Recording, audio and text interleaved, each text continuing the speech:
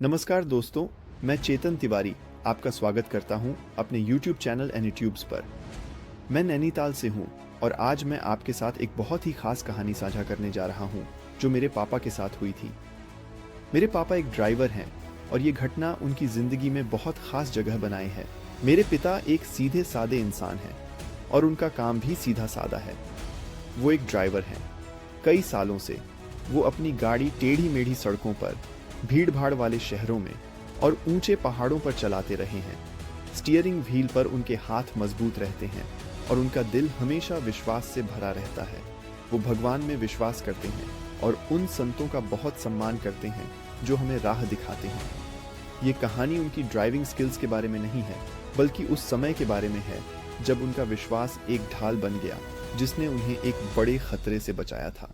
ये एक ऐसी कहानी है जो हमारा परिवार बार बार सुनाता है ताकि हमें याद दिला सके कि जब आप विश्वास करते हैं तो चमत्कार होते हैं। ये घटना बताती है कि कैसे महाराज जी नियम करोली बाबा की कृपा ने मेरे पिता की जान बचाई। ये घटना कई साल पहले 2011 के मॉनसून के मौसम में हुई थी। पहाड़ों में बारिश शहरों की बारिश जैसी नहीं होती, वो भयंकर और अप्रत्याशित हो सकती है। मेरे पिता को नैनीताल से पिथौरागढ़ तक एक लंबी यात्रा करनी थी। अपनी लंबी ड्राइव शुरू करने से पहले मेरे पिता और उनके मालिक ने कैंची धाम जाने का फैसला किया। ये नैनीताल से लगभग 19.6 किलोमीटर दूरी में बसा एक सुंदर आश्रम है, एक ऐसी जगह जिसे महाराज जी की उपस्थिति ने पवित्र बनाया है। भले ही महाराज जी अब अपने भौतिक शरीर में नहीं हैं, उनकी शक्ति आश्रम में हर जगह महसूस की जा सकती है। मेरे पिता और उनके मालिक ने वहां महाराज जी का आशीर्वाद लिया और उसके बाद वे सिद्धि माँ माता जी के आशीर्वाद के लिए उनके पास गए।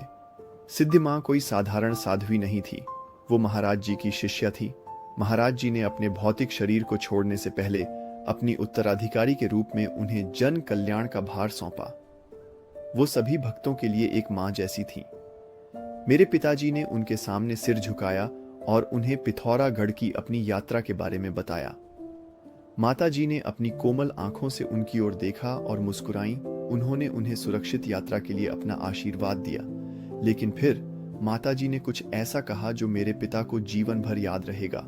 उन्होंने उनकी आंखों में देखा और कहा, रास्ता कठिन है और तुम्हें एक बड़ी समस्या का सामना करना पड़ सकता है। डरो मत, अगर तुम किसी भी मुसीबत में पड़ जाओ तो बस अपनी आंखें बंद कर महाराज जी को याद करना, उनका नाम जपना, वो तुम्हारी रक्षा करेंगे। मेरे पिता ने उनके शब्दों को अपने दिमाग में बैठा लिया। उन्हें शांति और शक्ति का एहसास हुआ। उन्होंने माता जी को धन्यवाद दिया, प्रसाद लेकर और विश्वास से भरे दिल के साथ वे धाम से बाहर की ओर निकल जाते हैं। उन्होंने अपनी कार स्टार्ट की और पिथौरागढ़ की ओर लंबी और घुमावदार यात्रा शुरू की। नैनीताल से पिथौरागढ़ की यात्रा सुंदर तो है, लेकिन बहुत मुश्किल भी है। सड़क पहाड़ों पर लेटे एक लंबे सांप की तरह मुड़ती और घूमती है। एक तरफ ऊंचा पत्थरीला पहाड़ है और दूसरी तरफ एक गहरी खाई है जिसे देखकर आपका सिर घूम सकता है। मेरे पिता एक अनुभवी ड्राइवर हैं, इसलिए उन्हें पहाड़ों पर गाड़ी चलने का अनुभव है। उन्होंने इन सड़कों पर सैकड़ों बार गाड़ी चलाई है। हालांकि उस दिन कुछ अलग था। आसमान दोस्ताना नीले रंग का नहीं था, वो गहरे भारी बादलों से ढका हुआ था जो भूरे रंग के सूती गोले जैसे दिख रहे थे। हल्की बूंदाबांदी पहले ही शुरू हो चुकी थी, जिससे सड़कें गीली और फिसलन भरी हो गई थीं। जैसे जैसे मेरे पिता आगे बढ़े, बारिश और तेज हो गई। सिर्फ बारिश नहीं हो रही थी, वो मूसलाधार थी। पानी पहाड़ों से छोटी धाराओं में नीचे बह रहा था, मिट्टी और छोटे पत्थरों को सड़क पर ला रहा था। बारिश की हल्की आवाज एक तेज, लगातार दहाड़ में बदल गई। उनकी कार की विंडशील्ड पर लगे वाइपर को बहुत मेहनत करनी पड़ रही थी।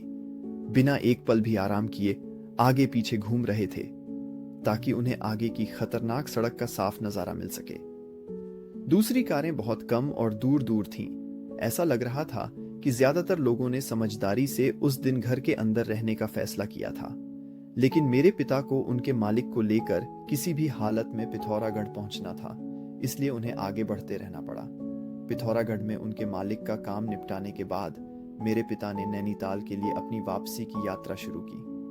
तब तक देर दोपहर हो चुकी थी और मौसम और भी खराब हो गया था। आसमान लगभग काला था, हालांकि अभी रात नहीं हुई थी। हवा पेड़ों से होकर भयानक आवाजें करती हुई गरज रही थी। बारिश इतनी तेज थी कि कुछ ही फीट आगे देखना मुश्किल था। मेरे पिता धीरे और सावधानी से गाड़ी चला रहे थे। उनके हाथ स्टीयरिंग व्हील को कसकर पकड़े हुए थे। वो जानते थे कि ऐसे मौसम में पहाड़ खतरनाक हो सकते हैं। भूस्खलन का खतरा बहुत वास्तविक था। आते समय नैनीताल और अल्मोड़ा को जोड़ने वाली रोड पहाड़ी दरकने से बंद हो गई, जिसके कारण उन्हें लंबी दूरी तय करके लोहाघाट वाले रास्ते से आना पड़ा। लोहाघाट और देवीधुरा से पहले पाटी नाम की जगह पड़ती है, वो उसे पर करके आगे जा ही रहे थे। आगे रोड में मालवा आया हुआ था और रोड भी थोड़ा खराब सा था। तो देखने के लिए पापा गाड़ी से बाहर निकले कि यहां से गाड़ी निकलेगी कि नहीं। जैसे ही फिर वो गाड़ी में बैठे तो एक गाड़ी ओवरटेक करके आगे निकल गई। फिर वो गाड़ी को आगे लेकर जा ही रहे थे कि इतने में ऊपर पहाड़ी से मलबा आने लगा और 2 बोल्डर गाड़ी के ऊपर से निकले और एक बोल्डर गाड़ी के बोनेट में आकर लगा। लेफ्ट साइड का दरवाजा पूरी तरह से पिचक गया था। उन्होंने गाड़ी में मौजूद उनके मालिक और 2 अन्य लोगों को गाड़ी से निकालकर पहाड़ी से दूर भेज दिया और गाड़ी पूरी बुरी हालत में अटक गई। गाड़ी अटक गई तो पापा को उस समय माताजी सिद्धिमाई की बात याद आ गई कि उन्होंने कहा था कि अगर तुझे कहीं परेशानी होगी तो महाराज जी को याद कर लेना। तो उन्होंने महाराज जी को याद किया और प्रार्थना की कि हमें सही सलामत नैनीताल पहुंचने में मदद करो। पापा प्रार्थना कर ही रहे थे कि उनके साथ वाले लोग कुछ बोल रहे थे। वो उनको उस जगह से हटने को बोल रहे थे। तभी गाड़ी बिल्कुल नीचे रोड के किनारे को जाने लगी और गाड़ी के टायर कीचड़ में धंस गए। महाराज जी की कृपा से कुछ देर में पत्थर आने बंद हो गए। फिर ये सब लोग सोच रहे थे कि अब हम नैनीताल कैसे पहुंचेंगे। तभी पापा के मालिक के भाई का फोन आ गया तो उन्होंने पूछा कि आप लोग कहाँ पहुंचे हो। पिताजी ने कहा, हमारी गाड़ी फंस गई है, महाराज जी से प्रार्थना करो कि कुछ मदद मिल जाए। महाराज जी की कृपा से उसी समय वहां पर कुछ मिलिट्री की ट्रक निकल रही थी, तो उन्होंने मदद करने के लिए अपनी ट्रक रोक दी और अपनी ट्रक और रस्सी से उनकी गाड़ी पीछे खींची। फिर पापा ने गाड़ी को स्टार्ट करने की कोशिश की और गाड़ी स्टार्ट हो गई। उनके ट्रक के पीछे से पापा अपनी गाड़ी लेकर गए। गाड़ी के शीशे टूट गए थे। लेफ्ट साइड के विंडो और दरवाजा भी टूट गया था। पत्थर अंदर भी आए थे। उन्होंने उन्हें हटाया और जैसे तैसे वे सभी धीरे धीरे आते हुए नैनीताल पहुंच गए। लेकिन गाड़ी में इतना सारा डैमेज होने के बावजूद उसी हालत में गाड़ी चलते हुए नैनीताल पहुंची। फिर भी गाड़ी के इंजन में कोई खराबी नहीं आई। सब सही सलामत घर आ गए। जब पापा ने ये सब घटनाक्रम घर आके सुनाया तो मेरे रोंगटे खड़े हो गए। मेरी मम्मी और पापा ने महाराज जी और माता जी को प्रणाम किया और पापा ने बताया कि माता जी ने उनको पिथौरागढ़ जाने से पहले ही आगाह कर दिया था कि गाड़ी ध्यान से चलाना और मुसीबत आने पर महाराज जी को याद करना। मेरे दोस्तों, ये कहानी मेरे पापा के जीवन की एक महत्वपूर्ण घटना है, जिसने हमें सिखाया है कि विश्वास और आस्था की शक्ति कितनी महान हो सकती है। महाराज जी की कृपा और माता जी के आशीर्वाद ने हमारे परिवार को हमेशा प्रेरित किया है। अगर आपको यह कहानी पसंद आई है तो कृपया इसे अपने दोस्तों और परिवार के साथ साझा करें। और अगर आपके पास कोई सवाल या सुझाव है तो कृपया नीचे कमेंट बॉक्स में लिखें। चैनल को सब्सक्राइब करना न भूलें।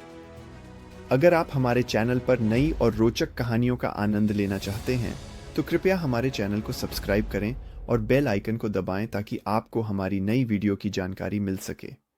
मैं आपका आभारी हूं कि आपने मेरी कहानी को सुना। मैं आशा करता हूं कि आपको यह वीडियो पसंद आया होगा। अगले वीडियो में मिलते हैं, तब तक के लिए नमस्कार।